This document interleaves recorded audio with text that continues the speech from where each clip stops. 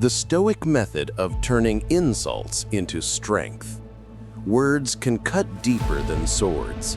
An insult, a sneer, a mocking laugh, it doesn't wound the body, but it pierces the soul.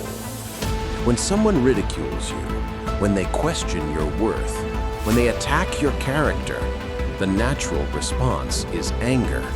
To snap back, to defend yourself, to throw an insult in return. But the Stoics knew a secret. Insults only have as much power as you give them. And if you master your response, you can turn every insult into strength. Today, we'll uncover the Stoic method of dealing with insults so that no word, no attack, no ridicule can break you. The power of insults. Why do insults hurt so much? It's because they target the most fragile thing we possess, our ego. We want to be seen as smart, capable, honorable. So when someone calls us foolish, weak, or worthless, it feels like a direct blow to who we are. Epictetus, who was mocked and insulted as a crippled slave, reminded his students, "It is not the things themselves that disturb us, but our judgments about them." The insult itself is just sound, just words, just air. But your judgment that it means something true about you is what causes pain. The first Stoic lesson is this: an insult has no force unless you let it enter your soul. Contempt for contempt. Musonius Rufus, the Stoic teacher of Epictetus, taught a radical response to insults. When someone hurls contempt at you, meet it not with anger, but with contempt for the contempt itself. What does that mean? It means realizing that insults are the weapons of the weak. A wise man does not need to insult. A just man does not stoop to ridicule. Only the insecure resort to mockery. If a barking dog calls you names, do you bark back? If a drunken fool slurs your honor, is your honor truly diminished? The Stoics understood to be insulted by someone unworthy is no insult at all. Humor as a shield. One of the most powerful Stoic strategies was humor. Cato the Younger, the Roman Stoic, was once ridiculed in the Senate for wearing an unusual cloak. Instead of snapping back, he smiled and said, "If this is my worst fault, I am a fortunate man indeed." By laughing at the insult, he robbed it of all sting. Marcus Aurelius wrote that the best revenge is not to be like your enemy. And sometimes that means responding not with fury, but with lightness. If someone mocks your appearance, you can laugh at yourself first. If someone questions your ability, you can agree with irony. Perhaps you're right, I'm still learning. Humor turns insults into mirrors, reflecting the weakness of the insulter, not you. The discipline of assent. The Stoics practiced what they called the discipline of assent, the art of deciding whether to accept or reject an impression. When someone insults you, you have two choices. One, you can assent, accepting their insult as true and thus feel hurt. Or two, you can refuse assent, recognizing that the insult is nothing but opinion and therefore powerless. Epictetus said, "If someone tells you you're a donkey, it's not the words themselves that matter. If you don't accept the idea, it is he who is foolish, not you." In other words, you don't have to swallow every word thrown at you. You can let them fall harmlessly to the ground. The insult only enters you if you open the gate. The mirror of truth. But what if the insult is true? What if someone points out a flaw that actually exists? What if their words expose a weakness you've been trying to hide?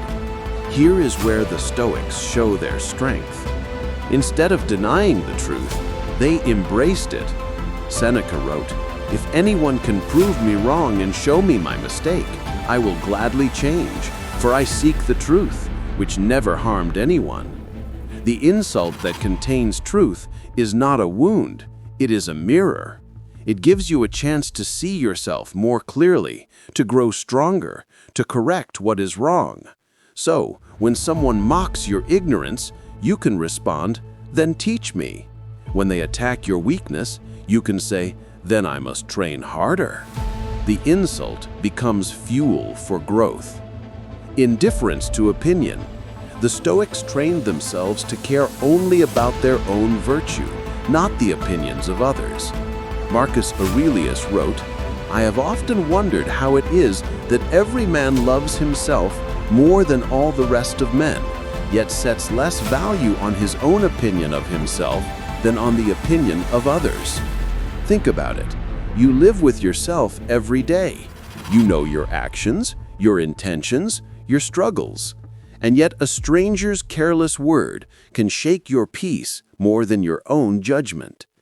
The Stoics would call this madness. Your worth does not depend on what others say. It depends only on whether you live with justice, courage, wisdom, and discipline. If you are true to your principles, no insult can touch you. Practicing insult endurance. Stoic training was not just theory, it was practice. Epictetus advised his students to deliberately expose themselves to mockery without retaliation, to grow used to insults. He said, "If you wish to improve, be content to be thought foolish and stupid." Why? Because the more you are mocked without injury, the stronger you become. The insults lose their venom. It's like training the body. At first, the weights feel unbearable, but with repetition, you grow stronger. So too with insults. The more you endure them calmly, the less they weigh on you. Imagine practicing this today. Someone mocks you online, you smile and say nothing. Someone ridicules you at work, you remain calm, letting their words fall to the floor. This is not weakness, this is mastery. Turning insults into advantage. Here lies the final Stoic secret. Insults can actually benefit you. They give you a chance to practice patience. They reveal the character of others. They test your strength, showing you how far you have come. Marcus Aurelius wrote, "The impediment to action advances action. What stands in the way becomes the way." Every insult is an obstacle, but every obstacle is fuel for growth. The more you are insulted, the more you are trained. The more you are mocked, the more you can practice calm, humor, and wisdom. What was once poison becomes nourishment. What was once a weakness becomes strength. Insults will never vanish.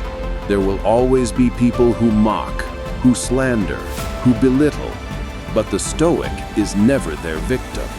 For the Stoic knows an insult cannot touch your virtue. A sneer cannot harm your soul. A word cannot define your worth. You are more than opinions. You are stronger than ridicule. You are free from the chains of insults.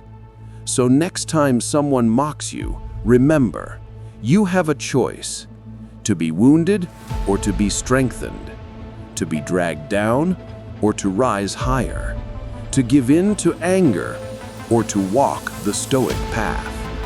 And if you choose the Stoic way, then every insult, every mockery, every attack will not be your downfall. It will be your training ground.